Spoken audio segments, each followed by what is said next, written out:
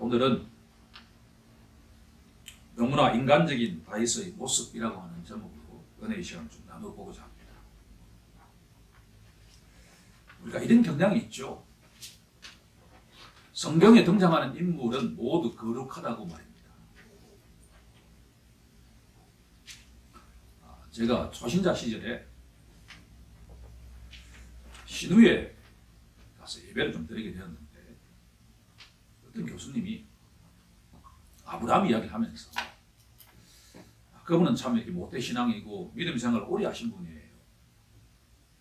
아브라함은 우리가 전혀 다를 바가 없다라는 걸 최근에 깨달았다라는 얘기를 할 때 제가 좀 약간 충격받았습니다. 아니 믿음의 조상이라고 하는 그 아브라함을 우리와 똑같단 말이야? 그런데 오늘 본문에 등장하는 하나님 마음에 합한 자 다윗이라고 하면 우리가 너무나 거리가 먼 우리가 따라가지 못할 정도 위치에 있는 사람 정도로 생각하는데 절대 그렇지 않다는 거예요. 다윗은 오늘 본문에 보면요, 우리가 전혀 다를 것 없는 너무나 인간적인 모습을 보이고 있다라고 하는 점을 성경은 분명하게 우리에게 알려주고 있습니다.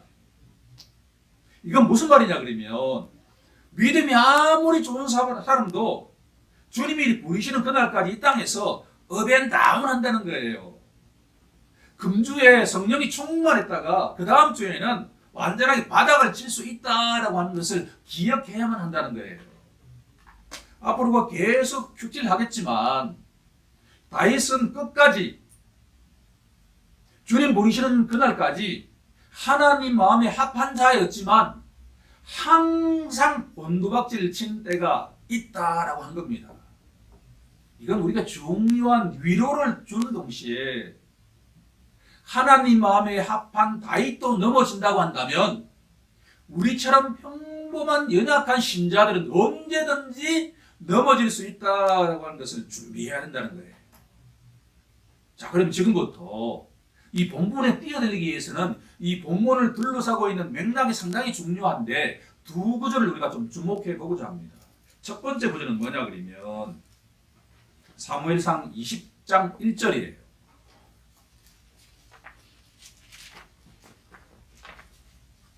지난주 우리가 설교한 내용에 바로 이어지는 내용이죠. 뭐라고 되어 있냐 그러면 다윗이 라마 나요에서 도망쳤다라고 되어 있어요. 우리가 지난주 충분하게 이 상황을 우리가 검토했죠.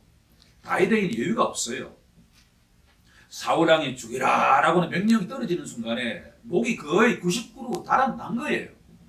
그래서 막 도망가서 사무엘 선지자가 있는 성령이 충만한 라마 나요이라고 하는 곳에 가니까 모든 원수들도 다 감화시켜가지고 원수 갚을 일을 다 잊어버리게 할 정도로 다윗에게는 안식처예요. 안식처. 라마 나요스에 있으면 다윗은 안전해요. 그런데 어느 순간에 다윗 마음속에 야, 여기도 안전하지 않다라는 생각이 드는 순간에 도망치기 시작했다라고 하는 거예요. 묘하죠? 다윗은 성령으로 충만한 사람이에요. 어릴 때부터 성령으로 충만했기 때문에 곰도 그냥 이렇게 가볍게 물리쳤고 산 밑에 달하는 골리앗도 바로 물맷돌로 넘어뜨렸잖아요. 그런 다윗이 지금 완벽하게 하나님의 영이 보호하는 그 라마 나요스를 피해서 사울왕의 아들인 바로 요나단에게 피했다라고 하는 거예요. 여기서 우리의 중요한 질문이 있습니다. 하나님이 사랑하는 성도 여러분, 여러분들은 진짜 다윗처럼 일이 일어날 때 누구를 의지할 거냐라는 질문이죠.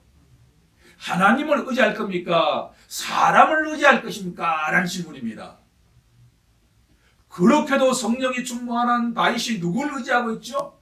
사람을 의지하기 시작했다. 이게 본문의 포인트예요. 한 구절 더 찾아보죠.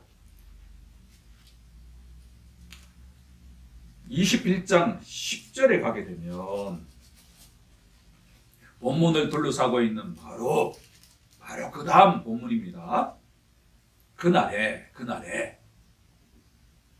다윗이 사울을 두려워하여 일어나 도망하여 가드 왕 아기스에게로 갔다라고 되어 있습니다. 재미있죠?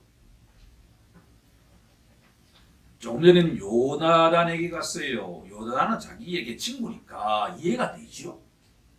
그런데 지금 인간인데 누구에게 갔냐 그러면 가드 왕이 누구냐 그러면 블레셋의 왕이에요. 골리앗의 조국. 그 가드 왕 아기스에게 피했다라고 하는 거예요. 흥미롭잖아요. 아니 어떻게 상식적으로 생각하면 말이 안 되죠. 골리앗의 고기가 가지고 살겠다고 하는 게 이게 제정신이란 말이에요. 아니 다윗에게 이런 일이 일어날 수 있다고 우리가 생각이나 할 수 있나요? 일어났습니다. 그런데 그 이유가 뭐냐? 여기에 한 단어가 주목해야 하죠. 두려움이라고 한 단어예요. 두려움. 다윗의 마음 속에 어느 순간에 두려움이 싹 들어오기 시작했어요. 누가 두려웠느냐? 사울 왕이 두려워지기 시작했어요. 잠언서가 뭐라고 우리에게 경고하냐 그러면 금주의 말씀에 있지요. 사람을 두려워하면 올무에 걸리기에 드나니라고 말씀입니다. 누군가를 두려워하는 순간에 그 사람이 바로 자신의 올무가 되기 시작한다. 상식적으로는 전혀 이해하지 못하는 가드 왕에게 도망친다라고 하는 거예요. 사람을 두려워하면 올무에 걸리게 되거니와 여호와를 의지하는 자는 안전하리라. 결국은 신앙생활이라고 하는 것은 예수를 믿기 전에는 예수 믿는 게 목표지만 예수를 믿고 난 뒤에는 신앙생활의 본질은 뭐냐 그러면 하나님을 의지할 것인가 사람을 의지하실 것인가 이 선택이 달려있다라고 하는 거예요. 그러면 왜 다윗의 마음속에 두려움이 찾아왔을까라고 질문한다면 이건 본질적인 질문이죠. 사도 바울은 이 다윗의 상황에 대해서 신학적으로 정확하게 진단하고 있습니다. 우리 함께 갈라디아서 5장 17절로 한번 가볼까요? 갈라디아서 신약 성경 308쪽에 나와 있는 5장 17절에 가면 사도 바울은 이렇게 진단하고 있습니다. 육체의 소욕은 성령을 거스리고 성령은 육체를 거스리나니 예수를 믿는 기독교 신자에게는 그 마음속에 두 개의 생명이 있다라고 하는 거예요. 하나는 새로운 생명인 성령이라고 하는 것과 같은 생명이 있고 또 하나의 생명은 뭐냐 그러면 옛사람 혹은 육체의 소욕, 죄된 그 죄성 이 두 가지가 공존하는 자가 바로 기독교 신자예요. 다윗의 마음 속에도 성령이라고 하는 새로운 생명도 있었지만 다윗의 죄된 본성도 있다라고 하는 거예요. 그러면 골리앗과 전투할 때는 다윗의 마음을 누가 지배했냐 그러면 성령이 지배했죠. 육체의 소욕인 죄된 본성은 거의 사라진 것처럼 보였어요. 그런데 어느 순간에 사울 왕이 두려움이 시작되자 그 사라졌던 것 같은 그 죄된 본성이 쭉 올라오는 순간에 성령은 쭉 가라앉기 시작했다. 시속 게임이죠. 예수 믿지 않는 자에게는 이와 같은 현상이 없어요. 죄된 본성뿐이니까. 옛사람뿐이에요. 그런데 예수를 믿는 순간에 우리 마음 속에, 우리 심령 속에 새로운 생명인 성령이라고 하는 새로운 생명이 우리 속에 내주하게 계시죠. 그래서 성령이 충만하게 되면 육신의 소욕은 가라앉게 되고, 거꾸로 육체의 소욕이 올라가게 되면 성령이 가라앉게 된다. 이렇게 되면 성령이 근심하기 시작하신다. 다윗의 마음 속에는 평강이 없었습니다. 대단히 중요한 이야기죠. 신자에게 평강이 없는 순간에 상식적으로 이해되지 않는 일들을 하기 시작한다라고 하는 거예요. 성령으로 충만한 신자에게는 평강합니다. 사울왕 아닌 어떤 적이 요동쳐도 흔들리지 않아요. 하나님이 나를 지켜주시는데 내가 뭘 걱정해? 라고 이야기를 하지만 이 속에 두려움이 찾아와서 성령은 활동하지 않으시고 나의 죄된 본성이 활동하기 시작하면 나에게 평강이 없어요. 무언가를 해야만 돼. 누군가에게 말을 해야만 돼. 인간에게 의지해야만, 토로해야만 뭔가 안식이 있는 것 같아. 그런데 그것은 거의 안식이 아니라는 걸 기억해야만 합니다. 첫 번째 질문은 바로 다윗은 위험이 찾아왔을 때 누구를 의지할 것인가 라고 하는 질문에 사실은 하나님이 아니라 사람을 의지하기 시작했다라고 하는 거죠. 주님이 살아가시는 성도 여러분, 우리도 다윗처럼 언제든지 두려움이 우리 속에 들어오기 시작하는 순간에 성령님께 의지하기보다는 육체의 소욕, 죄된 본성에 의지할 수 있다라고 하는 것을 기억하는 우리 모두가 되길 간절히 소망합니다. 기도해야 되는 이유가 여기에 있죠. 자, 그러면 이렇게 다윗이 하나님보다 사람을 의지하기 시작하면 어떤 현상이 일어나는가 라고 하는 것을 본문을 통해서 한번 파악해 보고자 합니다. 두 가지 현상이 일어나는데, 하나는 거짓말을 하기 시작한다라고 하는 거예요. 요즘 이단으로 이름을 떨치고 있는 제이 모모라고 하는 그런 이야기를 들어보면, 검사가 이단의 교주에게는 공통적으로 질문합니까? 당신이 진짜 재림 예수입니까? 똑같은 답을 합니다. 아닙니다. 성도들이 야단이 났습니다. 아니, 우리가 지금까지 재림 예수라고 믿었는데 아니라고 왜 말씀하셨죠? 그럴 때 내가 모사를 했다. 다윗을 봐라라고 하는 거예요. 성경의 인물도 그렇게 하지 않느냐? 우리의 조직과 우리의 진리를 보호하기 위해서 그렇게 거짓했다는 거예요. 하나님께서 과연 기독교 신자들이 거짓말을 할 때 하나님 그래 그렇게 할 수 있지라고 답하실까요? 전혀 그렇지 않습니다. 십계명에도 절대로 거짓 증언하지 말라라고 말씀하죠. 잠언서에도 하나님께서 가장 싫어하는 것 가운데 하나가 바로 거짓 증언하는 거예요. 본문에 나와 있는 놉이라고 하는 그 장소에는 제사장들이 활동하는 곳입니다. 제사장이 있는 곳에는 항상 뭐냐 그러면 성막이 있죠. 하나님이 임재해 계시는 성막이 있는 곳이 바로 놉이에요. 다윗이 사울왕을 두려워하는 순간에 하나님이 임재해 계시는 그 성막 앞에서 아히멜렉 제사장 앞에서 거짓말을 하기 시작해요. 2절에 나와 있는 내용이에요. 뭐라고 거짓말하냐 그러면 왜 너가 혼자냐? 소년 몇 명은 있었겠죠. 평소에 다윗의 위치, 왕의 사위를 부마라 그러죠. 부마인데다가 사울 왕의 측근 중에 측근이라고 한다면 어떤 행차를 하게 되면 측근들이 많이 따라오게 되는데 회를 단신처럼 와 있기에 아히멜렉 제사장이 그 모든 것들을 눈치채고 질문하죠. 보통 우리가 몰라서 질문하는 경우도 있지만 다 알고 질문하는 경우가 많죠. 정확하게 고백하길 바라는 것이요.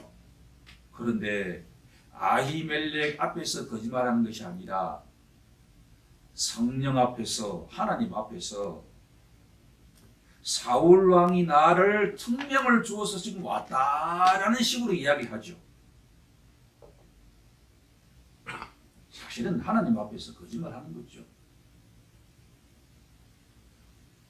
주님이 사랑하시는 성도 여러분, 우리가 어떤 상황에서도 거짓말하지 않는 것과 같은 성도가 되길 간절히 소망합니다. 할 수 있는 지혜가 있어요. 제가 잘 사용하는 방식 가운데 하나가 상해의 개념을 이야기하게 되면 좀 더 포괄적으로 이야기하게 되면 절대 거짓말할 리가 없어요. 구체적으로 yes, no를 하게 되면 거짓말할 수가 있지요. 그런데 몇 가지 위의 상해의 개념을 이야기하게 되면 절대 거짓말을 안 해요. 두 번째 갈로의 정답은 거짓말인데 성도는 거짓말해도 되는가라고 하는 질문에 성경은 NO라고 답합니다.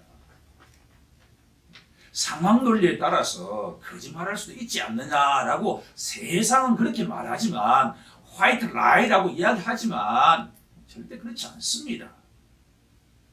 더구나 더 문제는 두려움이 찾아오고 난 뒤에 다윗이 거짓말한 것보다도 더 문제는 8절에 나와 있는 내용이에요. 우리 다 함께 8절을 한번 합독해 볼까요? 시작. 다윗이 아히멜렉에게 이르되 여기 당신의 수중에 창이나 칼이 없나이까? 왕의 일이 급함으로 내가 내 칼과 무기를 가지지 못하였나이다 하니.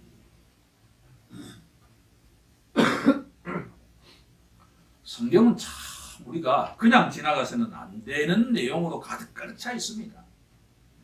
다윗이 어떤 사람입니까? 골리앗과 전투할 때 삼미대에 달하는 골리앗은 중무장했어요. 갑옷과 창 모든 것들이 50kg 이상이에요. 우리 같으면 그걸 들지는 못했겠죠. 골리앗은 철저하게 자기가 섬기는 신과 무기에 의지했어요. 그런데 다윗은 만군의 여호와의 이름 하나를 붙잡고 나아갔어요. 다윗은 왜 이겼냐 그러면 무기에 의지하지 않고 칼에 의지하지 않고 오직 하나님의 이름 하나만으로 나아가서 승리했던 사람이에요. 그런데 지금 어떻게 됐냐는 거예요. 골리앗처럼 뭐에 의지하려고 하죠? 칼에 의지하는 사람이 되었다라고 하는 거예요. 너무나 하나님 보시기에 너무나 실망스럽죠. 다윗이 승리하게 된 배후에 믿음만으로 승리를 했는데 만군의 하나님 그 이름 하나만으로 승리했는데 이제는 다윗이 골리앗 칼을 가지고 전투에 임하는 것과 같은 사람이 되었다라고 하는 거예요.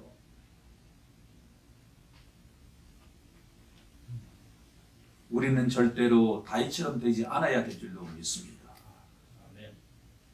기독교 신자는 오직 하나님이 주시는 전신갑주를 입고 이 세상에 나아가야 할 줄로 믿습니다. 칼에 의지하는 자가 아니에요.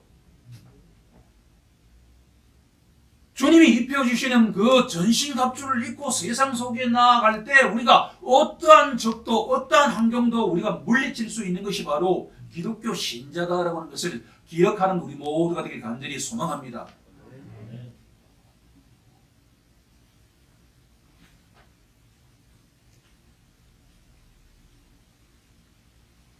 오늘의 이 말씀은 교훈은 다윗은 우리처럼 참 연약한 한 인간이다라고 하는 것을 알 수가 있는데 왜 그렇게 강성했던 다윗이 이렇게 연약한 존재가 되었는가라고 하면 바로 하나님 대신에 누구를 의지하기 시작했죠? 사람을 의지하기 시작했다. 더구나 진실을 말하는 대신에 거짓을 말하게 되고 믿음 대신에 무기를 의지할 때 다윗은 우리처럼 연약한 존재가 될 수 있다라고 하는 것이죠.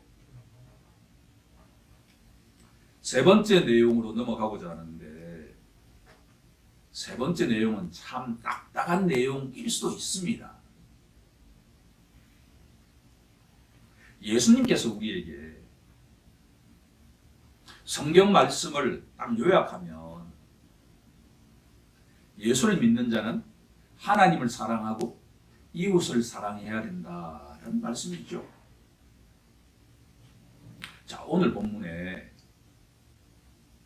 다윗과 그 소년들이 너무나 배가 고파서 아히멜렉 제사장에게 떡이 있으면 좀 주세요 라고 하는 이야기가 잘못됐나요? 성막에는 떡이 뭐가 있냐 그러면, 안식이 되면 성소에 떡상이 있어요. 오른쪽에 12개의 떡을 매주 안식일마다 올려 놓아야 해. 그게 일주일 가요. 다음 안식이 되면 새로운 떡을 거기에 올려놓고 그 떡은 제사장과 그 가족들의 음식이 되죠. 그래서 우리에게는 보통 떡은 없고, 물려낸 바와 같은 떡이 있다. 여기 문자적으로 이해하면 좀 어려운 것과 같은 내용이 있는데 3일 동안이라고 하는 내용이 있죠. 이것은 율법에 출애굽기 19장 15절에 가게 되면 이스라엘 백성들에게 하나님을 만나기 위해서는 성인들의 경우에 부부관계를 3일 동안 하지 말라라는 말씀에 의지해서 나온 내용입니다. 자, 이 제사장이 다윗과 그 소년들에게 떡을 주었습니다. 배고픈 자에게 떡을 준 것이 뭐가 문제일까요? 복음서에서도 예수님께서 이 구절을 이야기하면서 아히멜렉과 다윗이 한 것은 율법에 전혀 저축이 되지 않고 율법의 기본 정신, 배고픈 자에게 떡을 주는 그 정신에 부합된다라고 예수님이 평가를 하시죠. 배고픈 자 이 다윗이 떡을 통해서 굶주림을 채우고 자신에게 부족한 칼을 가지고 도망을 갔습니다. 그런데 그 도망을 어디로 갔다는 거예요? 가드왕 블레셋 왕에게 그 골리앗의 칼을 쥐고 그 왕에게 갔다. 상식적으로는 내가 보기엔 말이 안 되는 것과 같은 행동이죠. 그런데 여기서 우리가 질문을 해보아야만 합니다.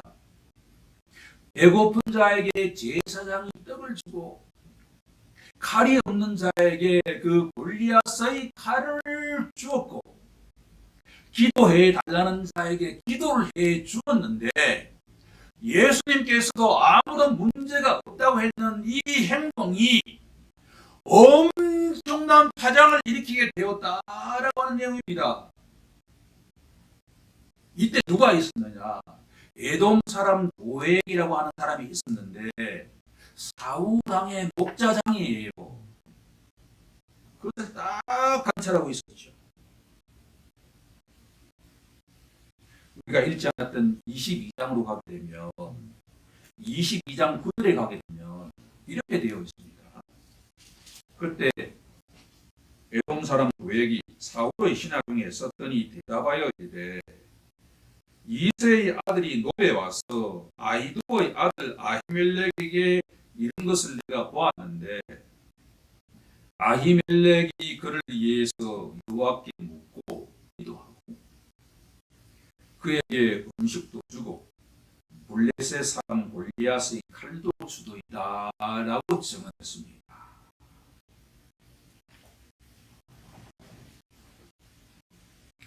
이 일로 인해서 어떤 일이 벌어지냐 그러면 바로 아히멜렉을 비롯한 85명의 제사장들의 목이 달아났고 9절에 보게 되면 제사장들의 성읍 보고인 남녀와 아이들과 젖 먹는 자들과 소와 나귀와 양을 칼로 쳤다. 너무나 안타까운 이야기죠. 제가 성경을 읽어도 너무나 안타까운 이야기예요. 아히멜렉은 그냥 배고픈 자에게 떡을 주었고 기도해 달라는 자에게 기도해 주었고 그리고 그 골리앗이 칼을 준 것뿐이에요. 그런데 본인을 비롯한 모든 제사장 85명이 죽었고 그 가족들이 그 짐승들이 전부 싹 다 몰살당했다는 거예요. 그걸 어떻게 해야 되냐 말이에요.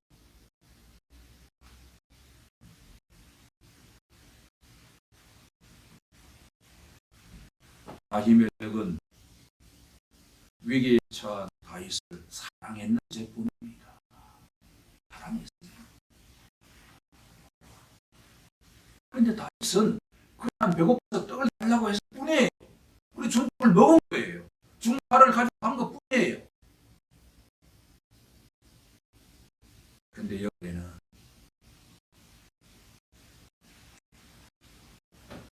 하나님을 예수님을 제대로 믿는 자에게는 환란이 찾아온다라고 해석한다면 어느 정도 해석은 가능할 수 있겠죠. 순교한다 그런 이야기예요.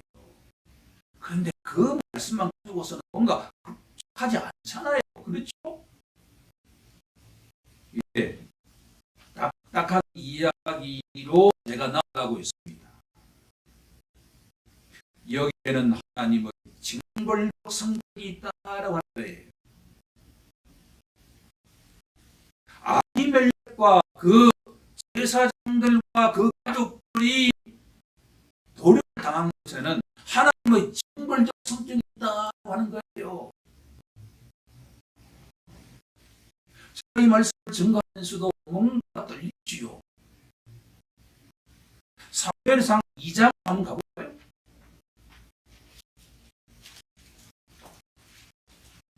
2장 21절에 가게 되면 어떤 하나님의 사람은 우리가 몰라요.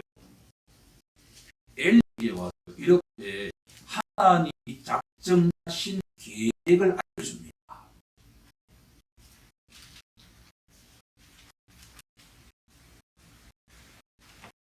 대관들 가운데 제사장들을 특별하게 택하고 불러서 엘리를 대제사장으로 세웠는데 엘리 대제사장에 대한 이야기예요. 엘리 너가 나보다 너희 아들을 더 사랑한다. 그 아들이 그렇게 잘못하는데 너가 어떻게 바꿔 말해 그렇게 이해도 못하냐. 사랑에 풍성하신 하나님 이야기입니다. 하나님이 뭐라고 말씀하시냐 그러면 30절에 가면 내 도안에 있지 호미와 비너스가 훗날에 죽다. 말씀이 그대로 사실이요. 33절을 바꾸게 되면 중간에 보면 32절에 너는 내 처의 환난을 볼 것이요 내 집에 영원토록 노인이 없을 것이다. 너 그분들이 제사장을 하겠지만 근근히 할 것이다. 영광스럽게 제사장 분을 가지 못할 것이다 라고 운동 부르는 어떤 하나님의 사람이 엘리 제사장에게 예언했어요. 그 예언도 그 아들 호미와 비느하스가 같은 상태에서 죽었고 비느하스의 그 아내가 이가봇이라고 하는 아들을 낳다가 죽었어요.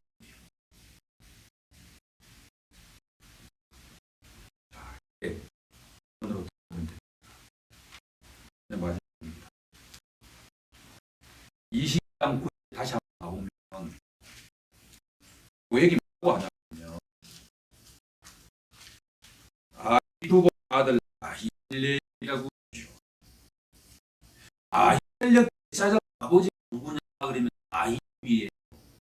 아히두이 누구냐라고 학자들이 유명하냐면 또 이그보스의 형아 비하스 아들이에요. 좀 보면 엘리 제사장 아들이 비하스야. 이나 아들이 아히두이. 그 아히두이 아들이 아히멜렉이요.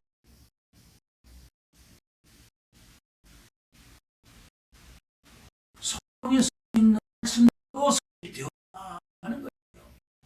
이게 이야기 포인트 뭐냐고요? 어떤 아까는 이해하지 못하는 복잡한 하나님 섭리가 있다고 하는 거예요. 어떤 일이 일어나지 않는다고 하는 우리가 받아들이면 되는 거예요.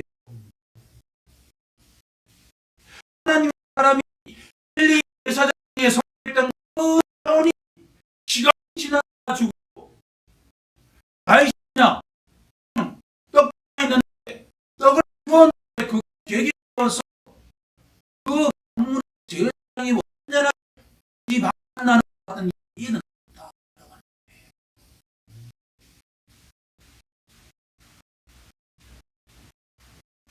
말을 정하면서 이런 제가 만약에 엘 가문 이만 이 저가 위에 방문에 적용하면 우리가 사람을 사는 사람도 그러니까 지잖아. 그렇죠. 여기는 얘기를 했습니다. 무슨 말이고 누가 가문이 모든 저를 누가 지셨 가문이 예수 그리스도 치시기 때문에 이게 당당하게 우리 가문이 살아난 거예요.